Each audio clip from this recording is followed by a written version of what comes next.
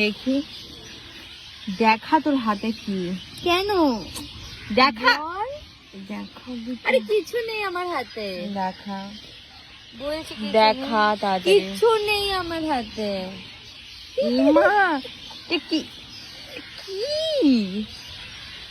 এটা? কি বল? আরে এটা দিয়ে আমি আঁকছিলাম এখানে। তো দেখ। এই তো রে। এই মা, আমার প্যান্টে